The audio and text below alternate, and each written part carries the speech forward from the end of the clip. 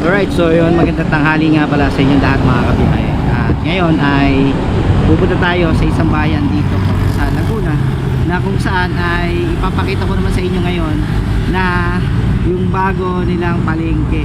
At i-update ko sa inyo kung anong itsura ng palengke nila ngayon mga kabiyahe.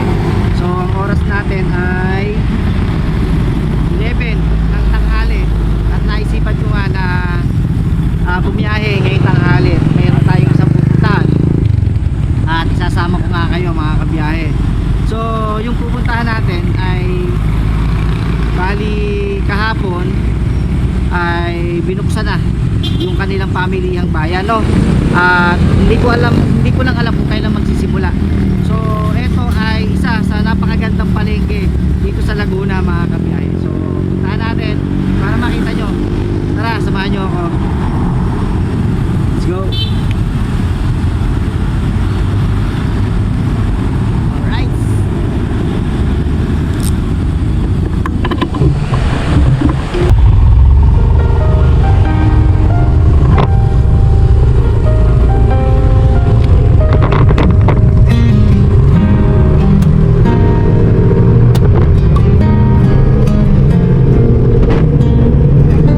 Ako si Tito Boss, simpleng tao lang.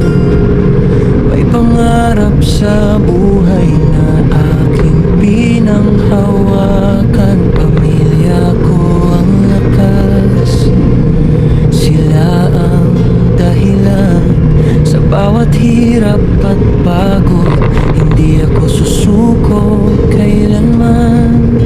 Sa bawat gabing pagod, kayo ang aking pahinga.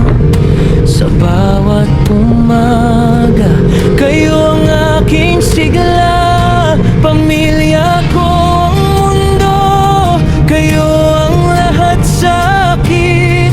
Pagmamahal ko'y wagas, di magmamaliw kailanman. Mga anak kong minahal, pinalaki ng tama. Puso ko'y sa inyo, habang buhay dala-dala. At sa aking asawa, ikaw ang aking gabay habang buhay. So yan, papagis muna tayo. Nandito tayo ngayon sa Hebron dito po sa may Munting Gatil. Muna tayo.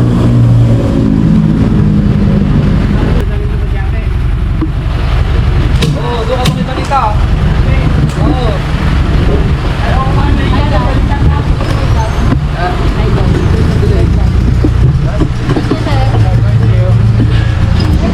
Hi. Hi guys, welcome to my vlog.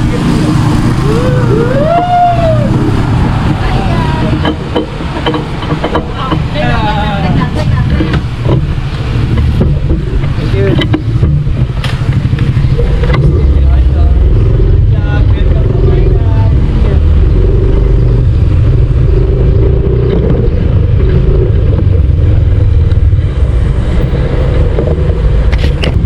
So yun, bali ngayon ay nagpagas muna tayo bago tayo dumiretso ng sa bayan ng Pila. Kasi kahapon ay parang nag-opening na or binuksan na yung palengke ng Pila.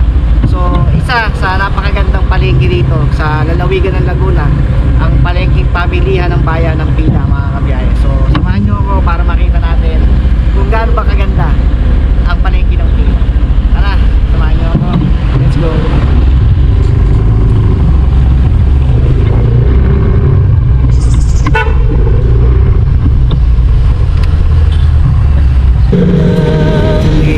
Ibigin, walang pabantay.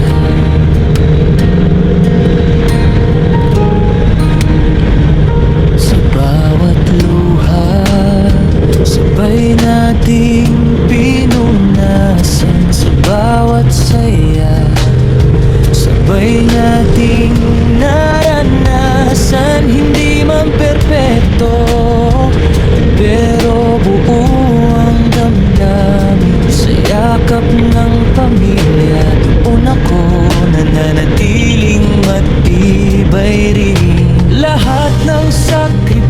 sakripisyo para sa kinabukasan. Hangad ko lang sa inyo ay saya't kaayusan. Pamilya ko ang mundo, kayo ang lahat sa akin. Pagmamahal ko'y wagas, di magmamaliw kailanman. Mga anak kong minahal, pinalaki ng tama. Puso ko'y sa inyo habang buhay dala-dala. At sa aking asawa, ikaw ang aking gabay. Habang buhay kitang ibigin, walang paantay.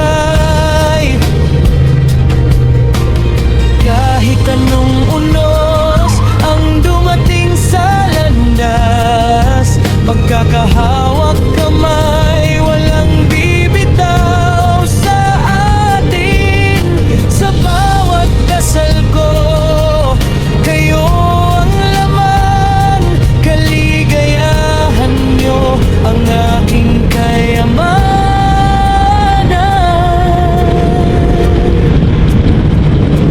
Pamilya ko ang mundo, kayo ang ilaw ko.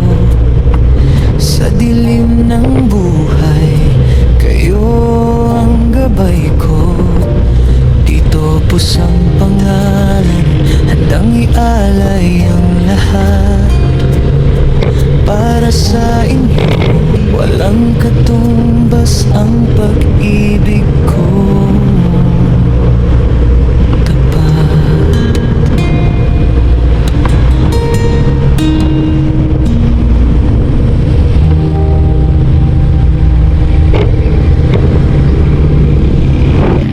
Nandito na nga pala tayo ngayon sa bayan ng Pila, na kung saan ay ipapakita ko sa inyo yung kanilang napakaganda na pamilihang bayan. So ito ay palengke pa lang ng Pila mga kabiyahe, pero hindi mo akalain na isang palengke ang ipakikita ko sa inyo at ang nandito ngayon sa harapan ko. Dahil kung makikita nyo ay para siyang mall, pero sa loob pala ay palengke lang. Excited na ba kayo na makakita mga kabiyahe? So ito na. Ito yung pamilihang bayan ng Pila mga kabiyahe. Yan no. Siguro dito wet market. Ito yung nasa baba. Bayan ng Pila, lalawigan ng Laguna. Yan mga kabiyahe. Grabe no. Hindi mo akalain na ganito yung magiging itsura, kasi nga ang Pila ay isa sa mga kilala sa mga historical na mga bahay. Kaya siguro naging ito yung parang tema ng kanilang pamilihan, parang mga sinaunang ano parang mga sinaunang bato no, yung mga adobe. Ayan, pamilihang bayan ng Pila. So ito mga kabiyahe no. So wala tayong makitang tao dito para mapagtanungan. Pero siguro ito nga yung dito sa baba ay ito yung magiging wet market siguro nila. No? Ayan no. Tapos doon siguro yung yung meat section. Tapos dito siguro mga isda. Tapos ang magiging gulay siguro sa taas, no? So wala akong mapagtanungan kung pwede ba tayong umakyat sa taas para naman makita natin yung buong loob no, buong lugar itong pamilihang bayan ng Pila. So ito ay palengke pa lang to mga kabiyahe no. Yan, palengke pa lang to. Grabe, ang ganda ng palengke ng Pila. 1, 2, 3 hanggang 3rd floor yung kanilang palengke. So siguro baka ito yung kanilang yun nga, yung opisina ng ng palengke. Ito.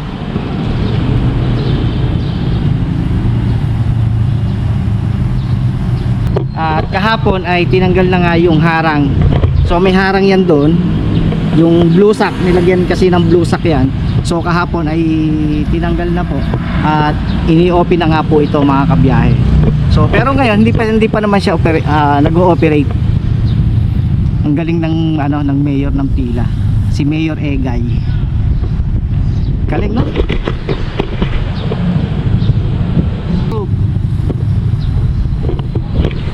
So yun, at naipakita ko na nga sa inyo. Ito nga yung yung pinakang palengke ng Pila. Na kung titingnan nyo ay parang mall, no? Yung sa ATC or yung sa mall sa Alabang na parang sinuunang mall, 'di ba? Parang ganito yung dating niya. Pero ito ay palengke pa lang ng Pila to mga kabiyahe, no? Kala ko nga nung una ay ito ay munisipyo. Pero yung pala ay isang palengke pa lang yung ginawa rito. At dito kasi nakatayo yung pamilihang bayan ng Pila noon. So ito may lagusan to at isinarado na nga para nga ito ay bigyan ng space. Itong pagtatayo nga ng pamilihan ng bayan, no? Grabe, ang ganda. Dito tayo sa kabila. Tsaka puro CCTV, maraming CCTV. Ito ay papuntang poblasyon ng Pila. Yan, yung way na yan. Tapos ayan, papuntang poblasyon ng Pila to. Yung sa loob ng Pila. At bali ito naman ay yung pinakang highway. Ito yung pinakang highway ng Pila, papuntang Santa Cruz. Tapos highway. At ito na nga yung pamilihang bayan, no? Grabe. Tapos mayroon siyang parking dito. Kaya kung makikita nyo, ganito kaganda yung pamilihan or yung palengke ng Pila. Dito po yan sa lalawigan ng Laguna mga kabiyahe. Ano? Tapos kalapit niya ang McDonald's tsaka Jollibee. Kalapit niya rito. Bali ito Jollibee, ito yung McDo nasa kabilang side lang.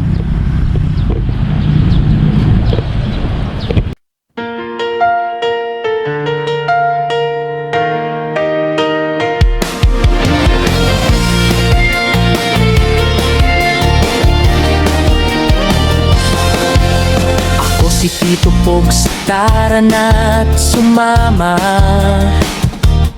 sa biyahe kung masaya-saya'y walang kapantay pa.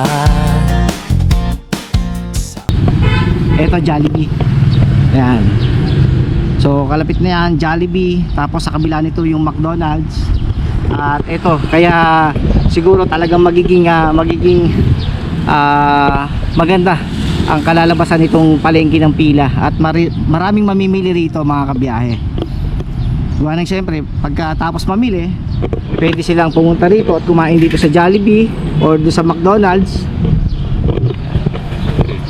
Tsaka masarap talaga mamili pagka yung ganito yung pupuntahan mong palengke. O malinis, maganda yung ambience, di ba? So ayun nga mga kabiyahe, at ipakita ko na nga sa inyo ngayon kung anong itsura ng palengke ng Pila dito po sa lalawigan ng Laguna. At marami pa tayong pupuntahan na magagandang palengke dito sa lalawigan ng Laguna mga kabiyahe. Isa pa lang to, ang bayan ng Pila sa napakagandang palengke. So ang alam ko ay bago na rin ang palengke ng Liliw. So yan ay isa-isahin natin na pupuntahan natin yan mga kabiyahe. So ngayon nandito pa lang tayo sa palengke pa lang ng Pila to mga kabiyahe. Right? Yan.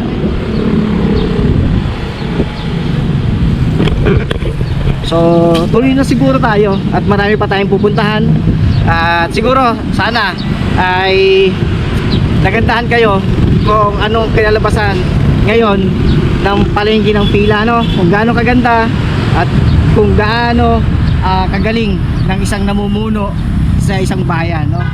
Talagang may mapapaganda niya yung kanyang bayan o kanyang lalawigan basta tama yung mga pinatutupad at pamumuno ay talagang gaganda ang ating bayan mga kabiyahe. So pagbastan yung maigi kung ano itsura ngayon ng ating pamilihang bayan, no? Yan. So yun, siguro tuloy na rin tayo. May pupuntahan pa tayo at samahan nyo pa rin ako